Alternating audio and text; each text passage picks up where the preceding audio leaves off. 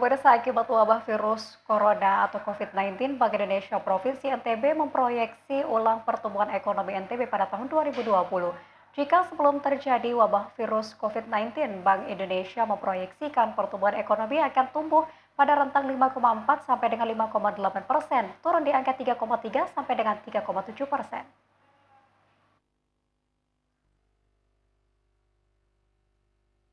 Bank Indonesia Provinsi NTB terpaksa memproyeksi ulang pertumbuhan ekonomi NTB pada tahun 2020 yang disebabkan akibat wabah virus corona atau COVID-19. Jika sebelumnya pada saat awal tahun 2020 kemarin, BI NTB memproyeksikan pertumbuhan ekonomi NTB akan tumbuh pada rentang 5,4 sampai 5,8%, namun dengan dampak COVID-19 yang semakin meluas menyebabkan BI NTB memproyeksi ulang pertumbuhan ekonomi NTB di angka 3,3 sampai 3,7%.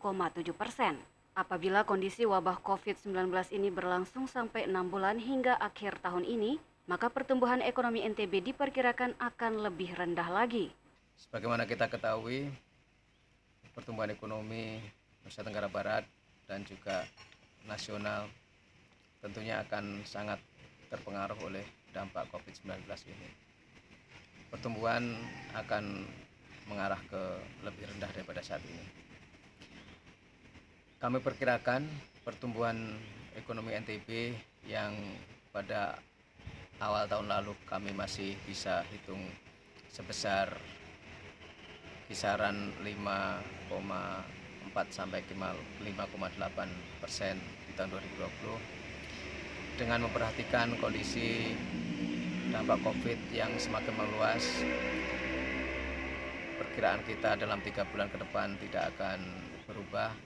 Kita akan memiliki pertumbuhan ekonomi yang sangat signifikan turun, yaitu sekitar 3,3 sampai 3,7%.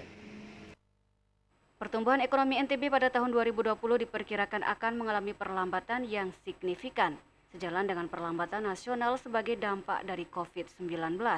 Tekanan perlambatan pertumbuhan di NTB diperkirakan terjadi utamanya di sektor perdagangan, transportasi, dan akomodasi yang terdampak akibat penutupan kinerja pariwisata. Sementara itu, sektor pertanian yang merupakan sektor dengan pangsa PDRB terbesar di NTB diperkirakan masih dapat menjadi penopang pertumbuhan NTB di tahun 2020. Seiring dengan ekspektasi di sektor pertanian akan meningkat kinerjanya. Membaiknya kinerja pertanian terutama didukung oleh kondisi cuaca yang relatif lebih baik dibandingkan di tahun 2019 yang dimana terjadi kekeringan akibat El Nino.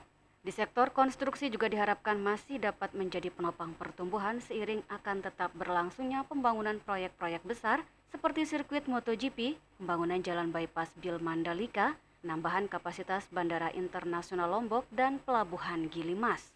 Selain itu, kinerja pertambangan diharapkan masih dapat tumbuh stabil dengan adanya pergerakan harga komoditas emas yang naik akibat dampak COVID-19. Maisarah, Lombok TV, Mataram.